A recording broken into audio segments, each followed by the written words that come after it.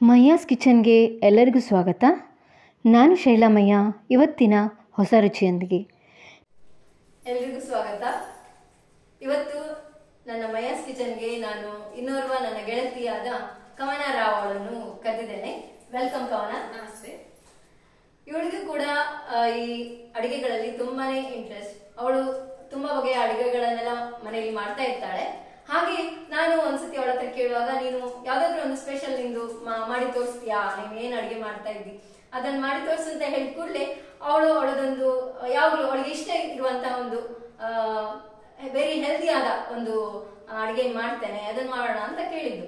ಸರಿ ಅಂತ ಹೇಳಿ ನಾನಿವತ್ತು ಅವಳನ್ನು ಕರೆದಿದ್ದೇನೆ. ಅವಳೀಗ ಒಂದು ಅಡಿಗೆ ಮಾಡಿ ತೋರಿಸ್ತಾ ಇದ್ದಾಳೆ. ಬನ್ನಿ ಅವಳ ಹತ್ರನೇ ಕೇಳುವ. ಕವನ, ಇವತ್ತು ನೀನು ಯಾವ ಅಡಿಗೆ ಮಾಡ್ತಾ ಇದ್ದೀನಿ? ನಾನು ಇವತ್ತು ಗ್ರೀನ್ ಗ್ರಾಮ್ ಕರಿಯನ್ನ ಮಾಡ್ತಾ ಇದ್ದೇನೆ. ನಿಮ್ಗೆ ಗೊತ್ತುಂಟು, ಗ್ರೀನ್ ಗ್ರಾಮ್ ತುಂಬಾ ಹೆಲ್ದಿ, ಅದ್ರ ತುಂಬಾ ಪ್ರೋಟೀನ್ ಇರುತ್ತೆ, ಮತ್ತೆ ಆಂಟಿ ಆಕ್ಸಿಡೆಂಟ್ಸ್ ತುಂಬಾ ಇರುತ್ತೆ. ನಮ್ಮ ಇಮ್ಯೂನ್ ಸಿಸ್ಟಮ್ಗೆ ತುಂಬಾ ಬೆನಿಫಿಟ್ ಅದು. ಸೊ ನಮ್ಮ ಡೈಲಿ ಡಯಟ್ ಅಲ್ಲಿ ಗ್ರೀನ್ ಗ್ರಾಮ್ ಯೂಸ್ ಮಾಡಿದ್ರೆ ತುಂಬಾ ಒಳ್ಳೇದು ಅಂತ ನಾನು ಅದರದೊಂದು ಕರಿಯನ್ನ ಮಾಡೋಣ ಅಂತ ಇದ್ದೀನಿ.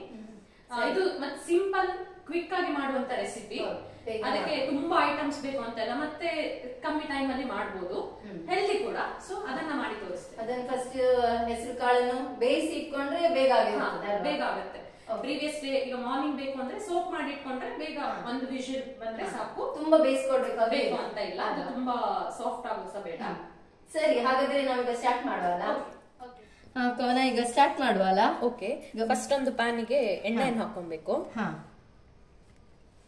ಲವನ್ ಮಾಡುವ, ಸಾಕಲ್ಲ? ಸಾಕು. ಎಣ್ಣೆ ಬಿಸಿಗಿಟ್ಟಿದೀವಿ.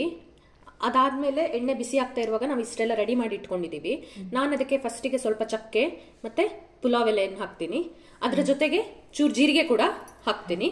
ಮತ್ತೆ ಇದಕ್ಕೆ ಬೇಕಾಗಿರೋ ಐಟಮ್ ಅಂತ ಹೇಳಿದ್ರೆ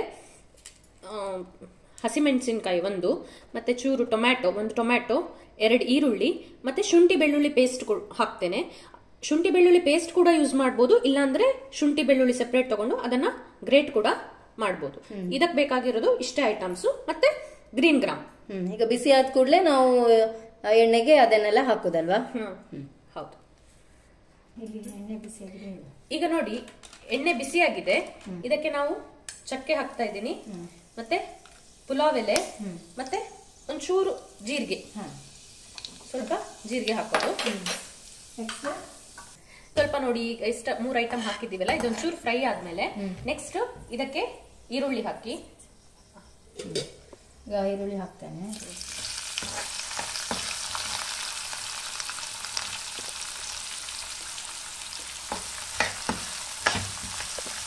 ಅದು ಕೂಡ ಕೆಂಪಗೆ ಫ್ರೈ ಆಗ್ಬೇಕಲ್ಲ? ಹೌದು, ಈರುಳ್ಳಿ ಫುಲ್ ಫ್ರೈ ಹಾಕ್ಬೇಕು. ಮತ್ತೆ ಹಸಿಮೆಣಸು ಹಾಕಿಬಿಡಿ. ಅದ್ರ ಒಟ್ಟಿಗೆ ಶುಂಠಿ ಬೆಳ್ಳುಳ್ಳಿ ಈಗಲೇ ಹಾಕ್ಬೋದಾ? ಚೂರು ಇದು ಫ್ರೈ ಆಗಲಿ. ಮತ್ತೆ ಶುಂಠಿ ಬೆಳ್ಳುಳ್ಳಿನ ನಾವು ಗ್ರೇಟ್ ಮಾಡಿ ಹಾಕಿದ್ರೆ ಈಗ ಎಷ್ಟಾದ ಕೂಡಲೇ ಹಾಕ್ಬೋದಾ? ಹಾಕಿ.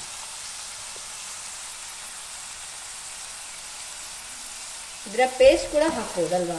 ಇದರ ಪೇಸ್ಟ್ ಕೂಡ ಹಾಕ್ಬೋದು. ಒಂದು 4 ಎಸಳು ಬೆಳ್ಳುಳ್ಳಿಯನ್ನು ತಗೊಂಡಿದ್ದೀವಿ ನಾವು.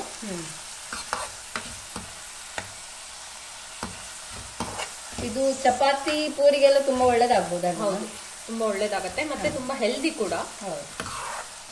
ಮಕ್ಕಳಿಗೆ ಸಹ ಇಷ್ಟ ಆಗ್ಬೋದು. ಮತ್ತೆ ಈ ಗ್ರೀನ್ ಗ್ರಾಮ್ ಎಲ್ಲ ತಿನ್ನೋದು ಇಷ್ಟ ಇಲ್ಲ ಅಂತಿದ್ದವರು ಇದನ್ನ ತಿನ್ಬಹುದು. ಹೌದು, ಖಾಲಿ ಕೆಲವೊಬ್ಬರಿಗೆ ಹಸಿ ತಿನ್ನೋದು ಇಷ್ಟ ಆಗಲ್ಲ.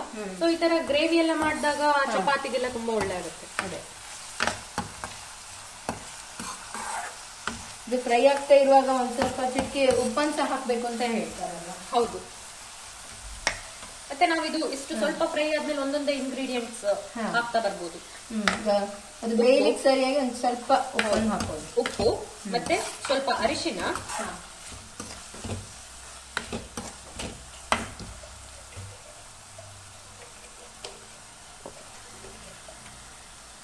ಅರಿಶಿನ ಹಾಕ್ತಾ ಇದ್ದೇನೆ.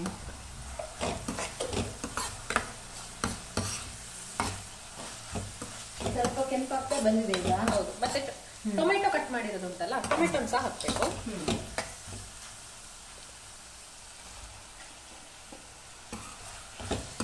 ಇದು ಹಾಗೆ ಒಂದು 2 ನಿಮಿಷ ಹಾಗೆ ಬೇಯಬೇಕಲ್ಲ? ಹೌದು.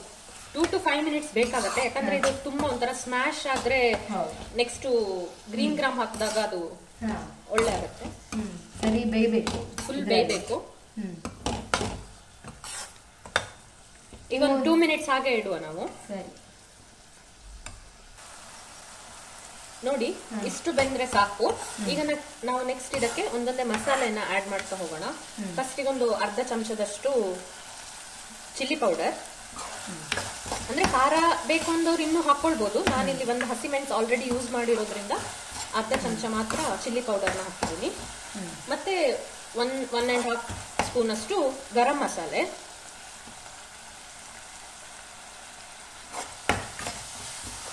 ನೋಡಿ ಈ ತರ ಆಗತ್ತೆ. ಇವಾಗ ಗರಂ ಮಸಾಲ ಹಾಕೋದ್ರಿಂದ ಒಳ್ಳೆ ಫ್ಲೇವರ್ಸ್ ಫ್ಲೇವರ್ ಸಿಗುತ್ತೆ, ಮತ್ತೆ ಟೇಸ್ಟ್ ಕೂಡ. ಇದಕ್ಕೆ ಈಗ ಎಂತ ನೀರು ಅಂತ ಏನು ಆಡ್ ಮಾಡ್ಲಿಕ್ಕಿಲ್ಲ. ಇಲ್ಲ, 1 ನಿಮಿಷ ಹಾಗೆ ಫ್ರೈ ಮಾಡ್ಕೊಳ್ಳಿ ಮಸಾಲೆ ಎಲ್ಲ ಹಾಕಿದ್ಮೇಲೆ.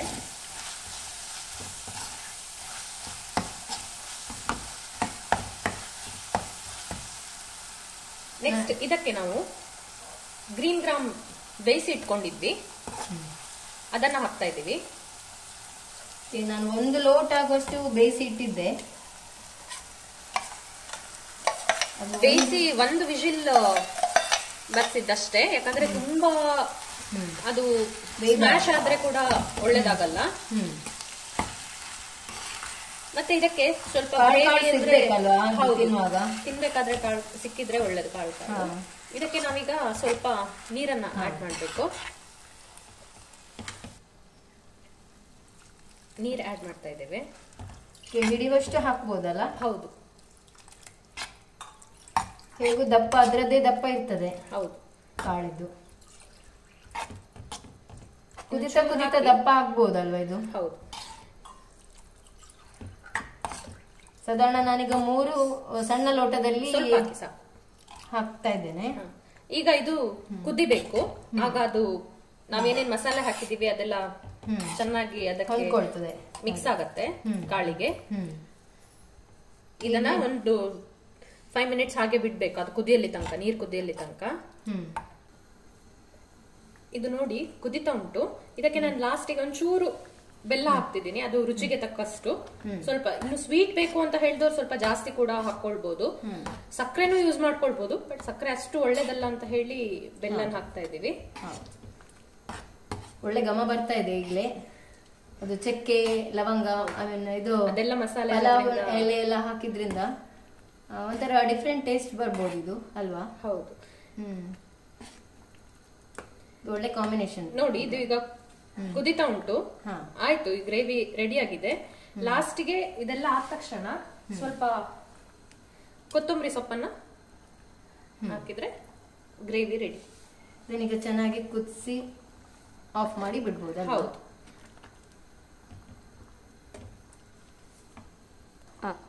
ನೋಡಿ, ಇದು ಇಷ್ಟು ಕುದಿತಾ ಉಂಟು. ಫುಲ್ ಕಂಪ್ಲೀಟ್ ಆಗಿ ಗ್ರೀನ್ ಗ್ರಾಮ್ ಕರಿ ರೆಡಿ ಆಗಿದೆ. ಇದನ್ನ ಚಪಾತಿ ಜೊತೆ, ಪೂರಿ ಜೊತೆ ಕೂಡ ತುಂಬಾ ಸಿಂಪಲ್ ಕೂಡ ಆಗಿದೆ ಅಲ್ಲ, ಬೇಗ ಆಗ್ತದೆ ಇದು. ನಾವು ಬೆಳಗ್ಗೆಗಂತೂ ಒಳ್ಳೆ ಇದು ಸೈಡ್ ಡಿಶ್. ಖಂಡಿತ ಇದು ಎಲ್ಲರೂ ಮಾಡಿ ನೋಡ್ಬೋದು, ಅಲ್ವಾ? ಕ್ವಿಕ್ ಆಗಿ ಮಾಡುವಂತ ರೆಸಿಪಿ. ಇದನ್ನೀಗ ನಾವು ಚಪಾತಿ ಜೊತೆ ಸರ್ವ್ ಮಾಡಬಹುದಲ್ಲ? ಇದನ್ನ ಟೇಸ್ಟ್ ಮಾಡಿ ನೋಡುವ.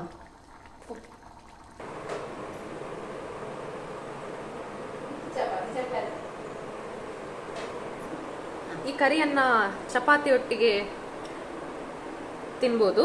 ಸೊ ನೋಡಿ ಹೇಗಾಗಿದೆ ಅಂತ ಹೇಳಿ, ಟೇಸ್ಟ್ ಮಾಡಿ ಹೇಳಿ.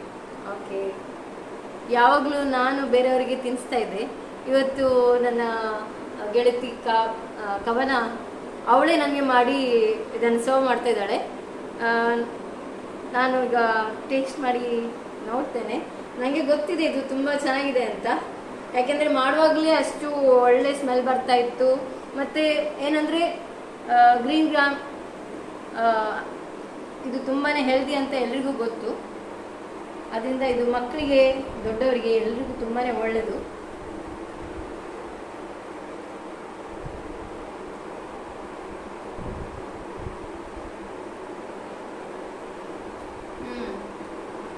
ತುಂಬ ಚೆನ್ನಾಗಿದೆ.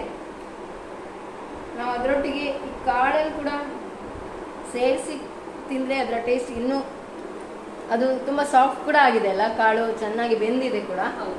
ಅದು ನಮಗೆ ಬಾಯಿಗೆ ಸ್ವೀಟ್ ಬೇಕು ಅಂತಂದ್ರೆ ಎಕ್ಸ್ಟ್ರಾ ಆಡ್ ಮಾಡ್ಕೊಳ್ಬೋದು. ಇದಕ್ಕೆ ಅಂದ್ರೆ ತುಂಬಾ ಸ್ವೀಟ್ ಏನು ಬೇಕಾಗುದಿಲ್ಲ, ಇದು ಹೀಗೆ ಖಾರ ಖಾರ ಇದ್ರೇನೆ ಟೇಸ್ಟ್ ಆಗಿರ್ತದೆ. ಸೊ ಇದು ತುಂಬಾ ಚೆನ್ನಾಗಿದೆ ಮತ್ತೆ ಸಿಂಪಲ್ ಆಗಿದೆ. ಮೇನ್ ಆಗಿ ನಾವು ದಿಢೀರಾಗಿ ಬೆಳಗ್ಗೆ ಆ ಗಡಿಬಿಡಿಯಲ್ಲಿ ನಾವು ಕೂಡಲೇ ಮಾಡ್ಕೊಳ್ಬಹುದಂತ. ಅಂದ್ರೆ ಮೇನ್ ಏನಂದ್ರೆ ನಾವು ಬೇಯಿಸಿ ಇಟ್ಕೊಳ್ಬೇಕು ಇದನ್ನ ಅಷ್ಟೇ.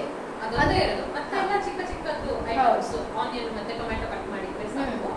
ಸೊ ಕ್ವಿಕ್ ಆಗಿ ಮಾಡ್ಬೋದು. ಮತ್ತೆ ಪೂರಿಗೆ ಯೂಸ್ ಮಾಡ್ಬೋದು.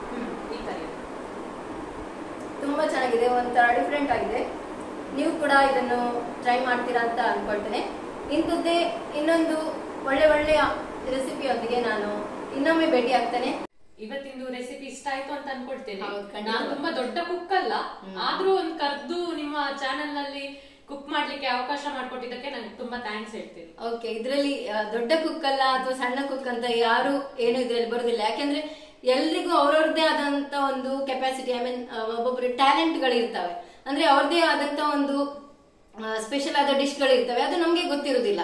ನಾವು ಅವ್ರ ಹತ್ರ ಕಲಿಯೋದು ತುಂಬಾನೇ ಇರ್ತದೆ, ಬೇರೆಯವ್ರ ಹತ್ರನೂ ಕೂಡ. ಹಾಗೆ ನಮ್ಗೆ ಯಾರಿಗೆಲ್ಲ ಇದು ಹೊಸ್ತು ಅಂತ ಅನ್ಸಿತು, ಎಲ್ರಿಗೂ ಖುಷಿಯಾಗಿರ್ತದೆ. ಆದ್ರಿಂದ ಅವಳು ಇಲ್ಲಿ ತನಕ ಬಂದು ಮಾಡಿದ್ದಕ್ಕೆ ಅವಳಿಗೆ ಇನ್ನೊಮ್ಮೆ ನಾನು ಧನ್ಯವಾದ ಹೇಳ್ತಾ ಇದ್ದೇನೆ. Thank you. ಈ ಸಂಚಿಕೆಯನ್ನು ನೋಡಿದವರಿಗೆ ಎಲ್ಲರಿಗೂ ಧನ್ಯವಾದಗಳು. ನಾನು ಇನ್ನೊಂದು ಸಂಚಿಕೆಯಲ್ಲಿ ಭೇಟಿ ಆಗ್ತೇನೆ. ಧನ್ಯವಾದಗಳು.